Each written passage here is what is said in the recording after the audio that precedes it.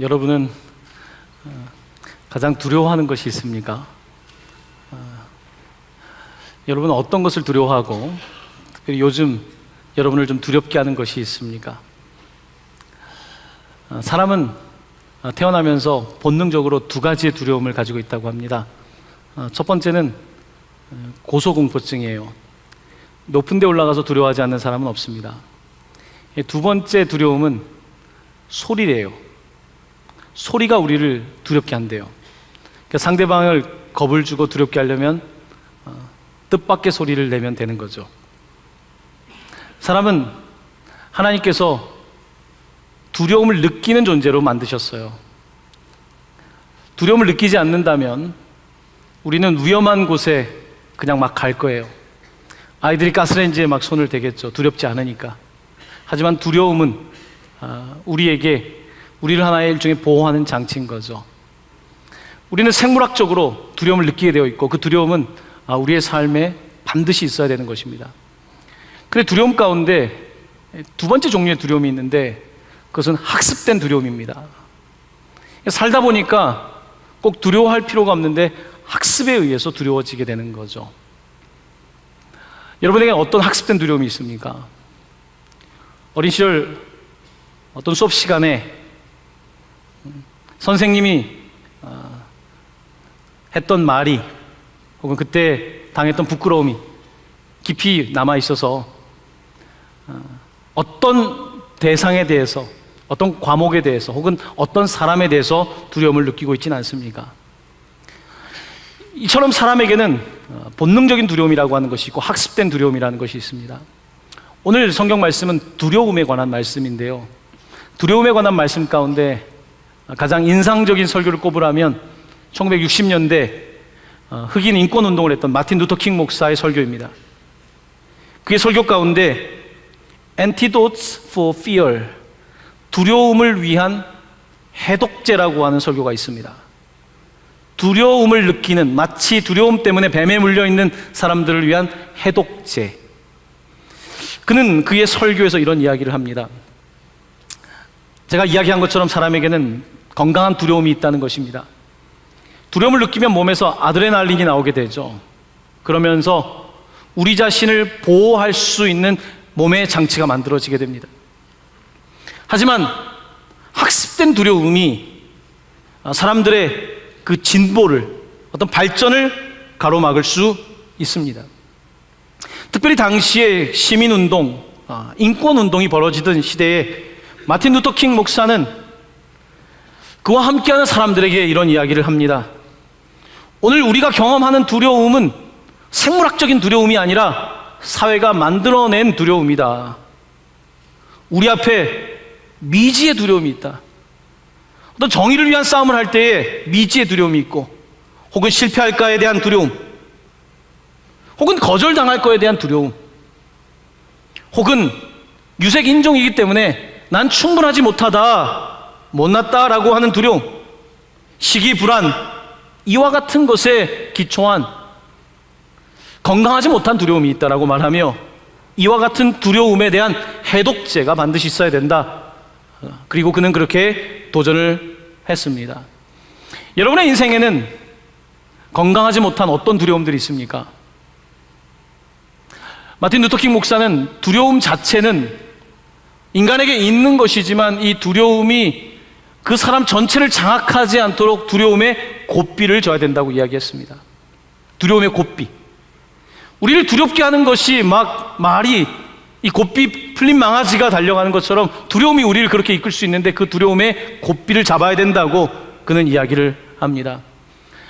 오늘 성경의 본문 말씀을 통해서 오늘 여러분들이 당면하고 있는 두려움의 문제를 어떻게 극복할 수 있는지에 대해서 좀 초점을 맞추어서 이야기를 하려고 합니다.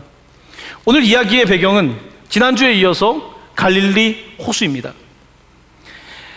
예수님께서는 이 갈릴리 호수에 계시면서 오늘 갈릴리 호수를 건너가자고 말씀하시는데요, 여러분 오늘 본문의 35절 말씀을 우리 한번 찾아서 같이 읽어보면 좋겠습니다. 한번 같이 읽어볼까요? 시작. 그날 저물 때에 제자들에게 이르시되 우리가 저편으로 건너가자 하시니. 아멘. 그날 저물 때. 자, 저녁 시간에 예수님께서 떠나려고 하시는데 그날 저물 때는 언제였을까요? 지난 주간에 제가 여러분에게 하나님의 나라는 사람이 씨를 뿌리는 것 같다, 겨자씨 비유에 관한 말씀을 드렸는데요. 바로 그날 예수님께서는 이 배 위에 앉아서 제자들에게 또한 무리들에게 하나님의 나라에 대하여 말씀을 하셨습니다. 바로 그리고 그날 밤, 그날 그렇게 많은 가르침과 사역을 한 밤에 해가 저무는 시간에 제자들에게 배에 올라타셔서 출발하자고 하신 것입니다. 배가 한 대만이 아니라 여러 대의 배가 함께 출발했다고 성경은 기록되어 있습니다. 자, 그런데 예수님께서 출발하자고 하시고 배가 지나가는데 뜻밖의 일이 벌어집니다. 아니, 뜻밖의 일이 아니라 종종 경험할 수 있는 일입니다. 지난주에도 말씀드렸던 것처럼 갈릴리 호수는 분지 형태로 되어 있기 때문에 전체가 다 산처럼 둘러싸여 있고 그 가운데에 호수가 들어가 있습니다. 이곳에 한번 바람이 불기 시작하면 생각보다 강한 바람이 불 수 있는데 아마 저녁에 혹시 바람을 만날 수 있는 시간이었던 것 같습니다. 자, 이제 제자들과 예수님께서 같이 이제 출발을 하셔서 이 편에서 저 편으로 가고 있는데 바람이 불고 광풍이 불기 시작했습니다. 그때 제자들은 이렇게 생각했을 겁니다. 어부니까, 갈릴리 호수에서 평생 살아왔기 때문에 광풍이 일지만 이때는 이렇게 하면 이것을 헤쳐나갈 수 있다라고 판단했을 것입니다. 노를 열심히 저었을 것이고 나름대로 물길을 알기 때문에 그 길을 잘 따라갔을 것입니다. 자, 그런데 이게 웬일입니까? 오늘 만난 광풍은 어부의 지식과 경험으로 컨트롤할 수 없는 정도의 광풍이었던 것입니다. 그때 제자들은 아마 당황하기 시작했을 것입니다. 두려움을 느꼈겠죠. 여러분, 사람이 두려움을 느끼는 것은 내 통제 영역 바깥으로 갈 때에 두려움을 느끼는 것입니다. 제가 수영을 하다가 물에 빠져 죽을 뻔한 적이 한 두세 번 있습니다. 처음에 수영을 배울 때 발이 닿는 곳에 수영을 하는데 그곳에서는 내가 통제가 가능하죠. 언제든지 발을 딛고 나올 수 있는데 어느 순간에 발이 안 닿는 거죠. 제가 갈릴리 호수에서 그랬거든요. 갈릴리 호수에 처음 수영을 배워서 수영을 잘 못하는데, 그래서 멀리는 나가지 못했는데 수영을 하는데 갑자기 발이 안 닿는 거죠. 두려움이 몰려들더라고요. 그 두려움은 제가 초등학교 때 물에 빠져 죽을 뻔했던 경험이 있었기 때문에 혹시나 하는 두려움이 들어오기 시작하더라고요. 두려움이라고 하는 것은 내 통제를 벗어날 때 느끼는 감정입니다. 지금 제자들은 자기들이 어부이고 경험이 많기 때문에 나름대로 이것을 통제해서 반대편으로 갈 수 있다고 생각을 했는데 안 되는 거예요. 그때 두려움이 쑥 들어오게 됩니다. 두려움이 엄습한다 그러죠. 갑자기 밀려들기 시작하며 독처럼 퍼져나가기 시작합니다. 독처럼 퍼져나가게 되면 그때 어떡하지 하고 이렇게 얼음이 되는 거죠. 얼음. 낙하산 사고된 사람들의 그 임상조사를 해봤더니 낙하산이 펴지지 않은 사람들의 사망 원인은 어떤 내장 파열이나 골절로 인한 출혈 과다로 인한 사망이 아니라 모두 다 심장마비라는 것입니다. 낙하산을 피는데 낙하산이 안 펴지는 순간 몸이 굳어버리는 겁니다. 통제되지 않을 때 사람들은 두려움을 느끼게 되고 그 두려움은 그 사람을 멈추게 하는 거죠. 당시에 제자들이 아마 그런 공포를 느꼈을 것입니다. 여러분, 때때로 우리 인생 가운데서 제자들처럼 우리의 인생 항해 가운데도 두려움이 찾아올 때가 있습니다. 이 정도는 내가 할 수 있을 거라고 생각했는데, 이 정도로 계획을 했고 이렇게 가면 이 편에서 저 편까지 갈 거라고 생각했는데 그렇지 못한 거죠. 아니, 이 직장을 들어가서 이렇게 하면 경제 생활을 할 거라 그랬는데, 이런 사업을 벌리면 될 거라 그랬는데 안 되는 거죠. 이 사람과 결혼해서 멋진 항해를 할 거라고 생각했는데 결혼에 풍랑을 만나는 거죠. 자녀를 만나면 좋겠다고 생각했는데 자녀 때문에 풍랑을 만나기도 하고, 우리는 수없이 많은 풍랑을 만나게 됩니다. 그 전까지는 가능하다고 생각했는데 내 컨트롤, 통제 바깥에 일이 일어날 때 우리는 두려움을 느끼게 됩니다. 사람들은 두려움을 느낄 때에 어떻게 반응할까요? 당황하면 여러분 어떻게 반응하십니까? 더 뭔가 해보려고 하죠. 물을 퍼내고 지금 어떻게든지 해보려고 하는데 그들은 더더욱 두려움을 느끼게 됩니다. 사람들은 두려움을 느낄 때에 보통 A라고 하는 두려움을 느낄 때 A가 너무 두려워서 보고 싶지 않습니다. 그래서 보통 회피라고 하는 것을 하게 됩니다. A라고 하는 것을 만나고 싶지 않은 거예요. 연애하다 상처받은 사람은 또 다른 연애하는 것이 두려운 거죠.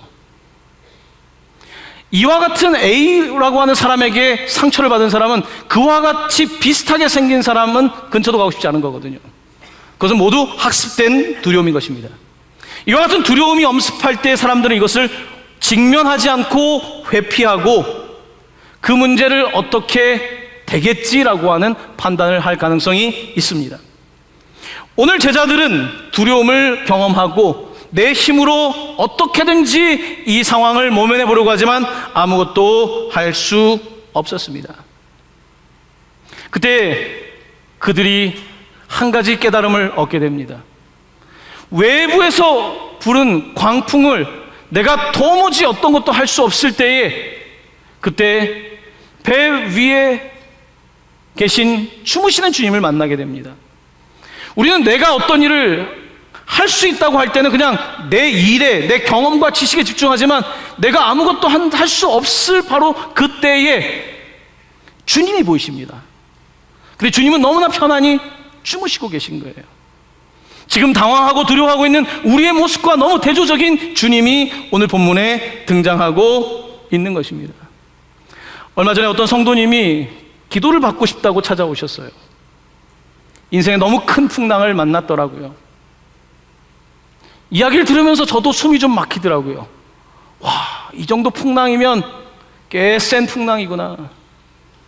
어떻게 할 수가 없어서, 지금은 기도를 안 하면 살 수가 없어서 피곤한 몸이지만 기도를 살기 위해서 한다고 하더라고요.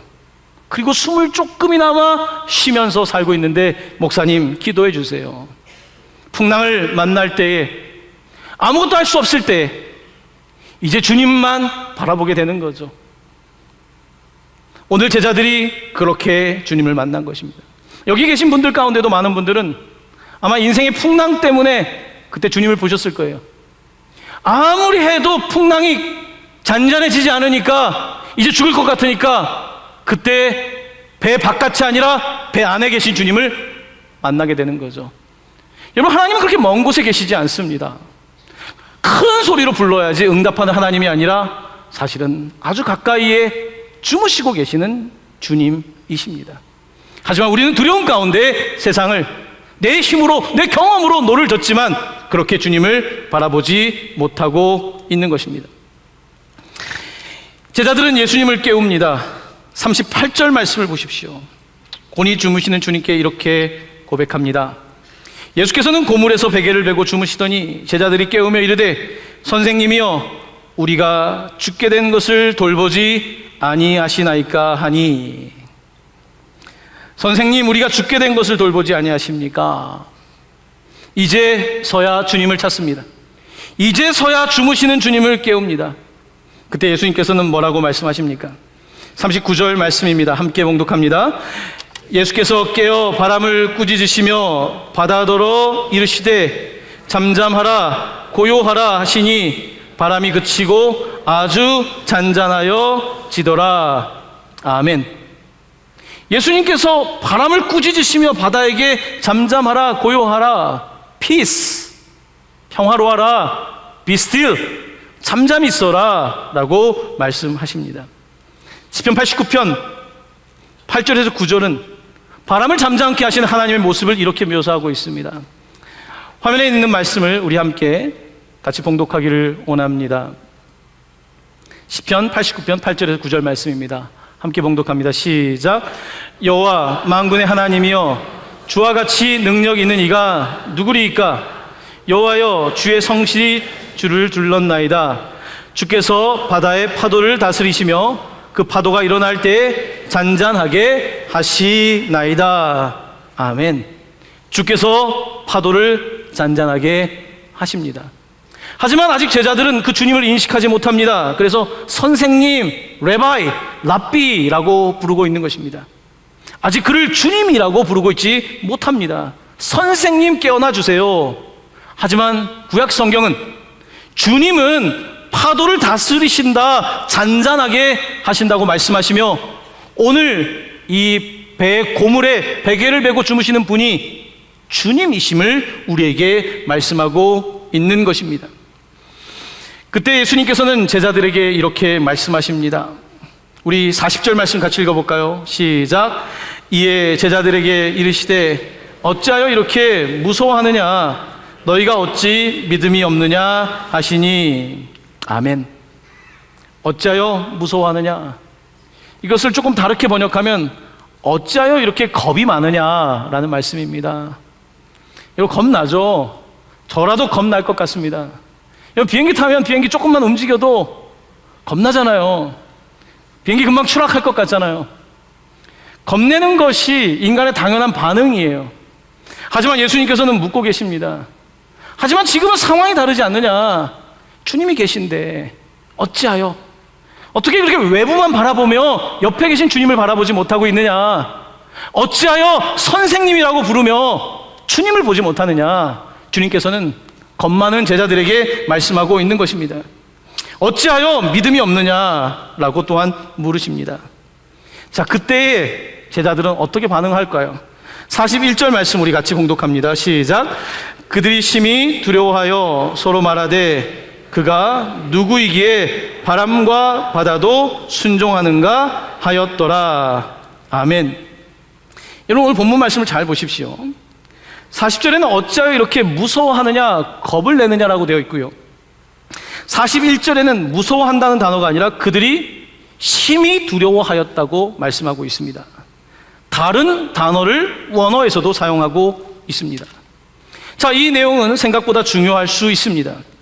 특별히 41절에 심히 두려워하다라고 하는 단어를 직역을 하면 그들이 두려워할 정도로 두려워했다. 두려워라는 단어를 2번 사용합니다. 자, 오늘 본문은 우리에게 무엇을 말할까요? 우리는 풍랑을 보고 겁을 먹는 사람들이죠. 광풍이 일어나면 더더욱 겁을 먹겠죠. 우리는 거기에 겁을 먹는 사람들인데 오늘 본문은 그 파도를 잔잔하게 하시는 주님을 바라보며 그가 누구이기에 바다를 보고 놀랐던, 겁먹었던 것보다 더 두려워했다. 심히 두려워했다. 두려울 정도로 두려워했다라고 그들이 terrified. 도대체 누구이시기에? 라고 하는 질문을 던졌다고 오늘 본문은 말씀하고 있습니다. 여러분, 우리가 두려움의 대상을 만날 때에 내 힘으로는 못 이기지 않습니까? 그때 그 두려움의 대상을 이길 수 있는 방법은 더 두려운 분을 내가 믿을 때에 그 두려움을 이겨낼 수 있는 거예요. 앞에 있는 두려움이 지금 풍랑이라고 하는 것에 겁을 먹고 있는데 오늘 본문은 풍랑보다 더 두려우신 분에 대한 말씀을 하고 있는 것입니다. 다윗이 골리앗을 맞설 때 골리앗이 두렵죠. 겁이 나죠. 하지만 다윗은 골리앗보다 하나님을 더 두려워했던 것입니다. 바로 이것이 다윗이 골리앗을 이길 수 있었던 방법이었어요. 우리 인생의 풍랑을 만날 때 우리는 두렵습니다. 풍랑이 두려워요. 잘못될까 봐 두렵습니다. 그런데 오늘 본문은 그 두려움보다 더 두려우신, 그가 도대체 누구이기에 주인공이신 그 주님에 대한 두려움을 말씀하고 있는 것입니다. 요즘은 많이 두렵습니다. 특별히 젊은이들이 두렵죠. 요즘 실업률이 너무 높지 않습니까? 이제 신문을 보는 것도 싫을 정도로 얼마나 두렵겠습니까? 저도 대학교를 졸업할 때 IMF가 터졌습니다. 제가 딱 졸업하는 학기에 IMF가 터졌어요. 두렵더라고요. 그 전까지 취업 못했다는 선배들 못 봤습니다. 두려운 거예요. 취업을 못하면 결혼도 어렵잖아요. 결혼이 두려워지는 거죠. 자녀 낳는 것 생각도 못하죠. 두려운 거예요. 나는 나름대로 한다고 했는데 안 되니까 두려운 거 아닙니까? 은퇴를 앞두신 분들도 두려워요. 은퇴 준비가 잘 안 된 것 같은데 거기다 건강에 적신호까지 오면 두려워요. 너무 두려운 일들이 많아요. 특별히 우리 사회는, 지식사회는 겁을 일으키는 사회예요. 무식하면 용감하다고 하지 않습니까?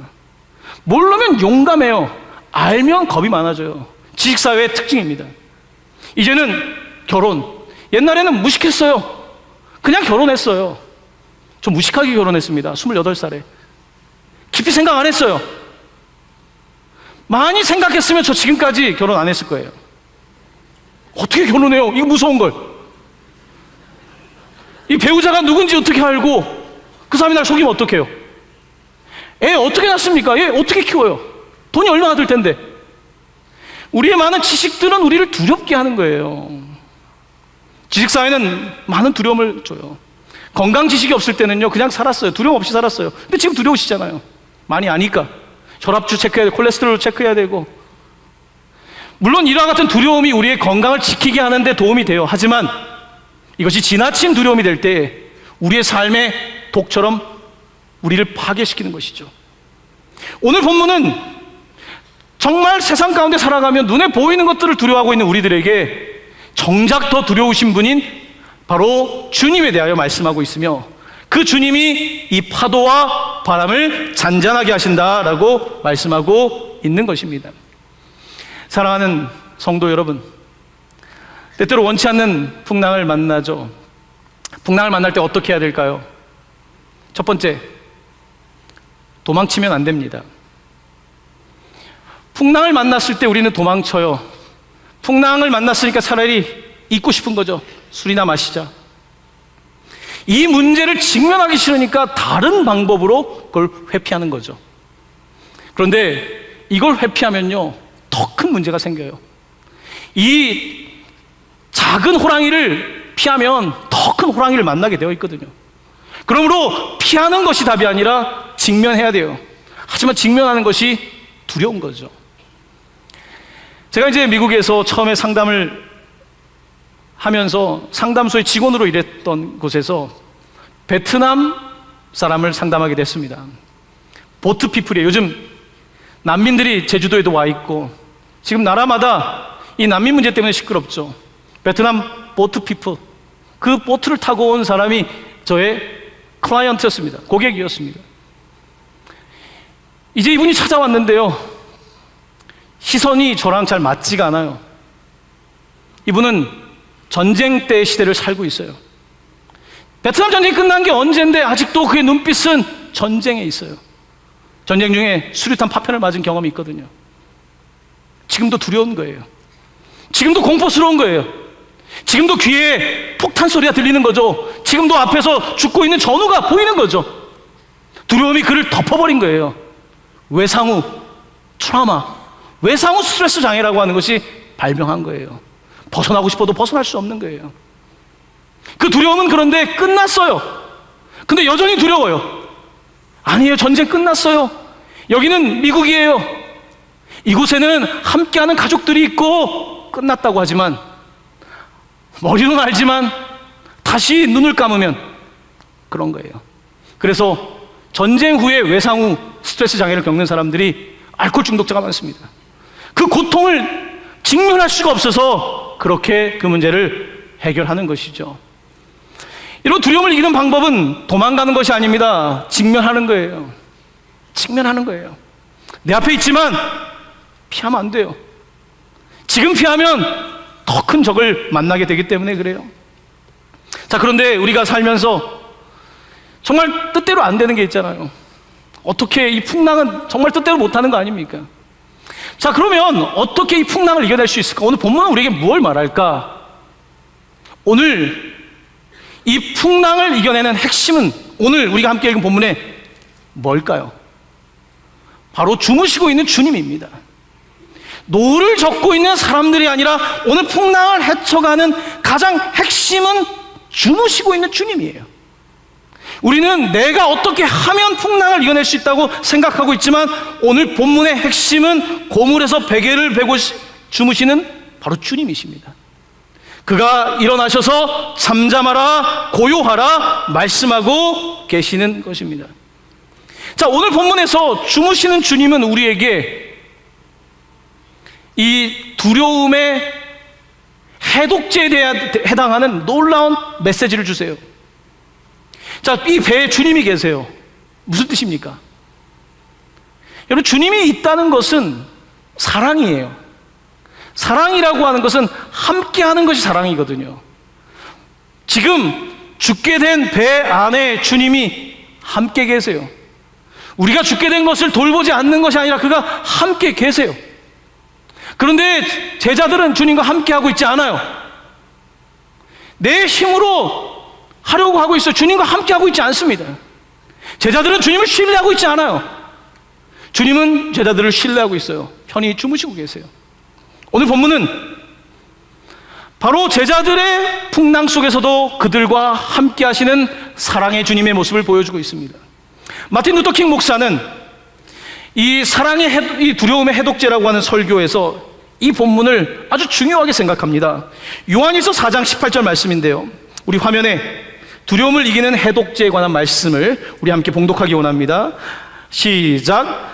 사랑 안에 두려움이 없고 온전한 사랑이 두려움을 내쫓나니 두려움에는 형벌이 있음이라. 두려워하는 자는 사랑 안에서 온전히 이루지 못하였느니라. 아멘. 두려움이 뭐 안에 없다고요? 사랑 안에. 사랑 안에 두려움이 없다고 말씀하고 계십니다. 지금 풍랑이 있지만 그리스도 안에, 이 배 안에 있는 그들에게 두려움은 없는 것입니다. 사랑이 두려움을 내쫓기 때문입니다.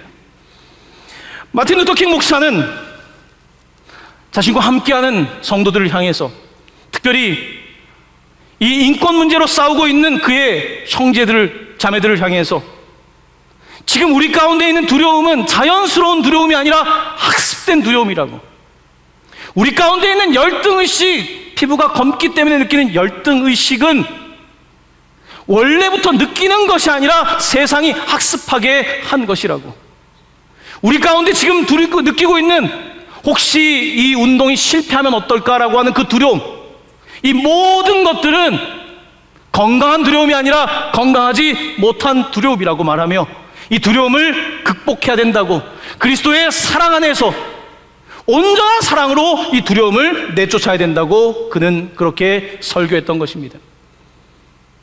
그는 설교 마지막에 하나의 이미지를 통해서 우리에게 두려움에 대한 아주 통찰력 있는 이야기를 이렇게 전해줍니다.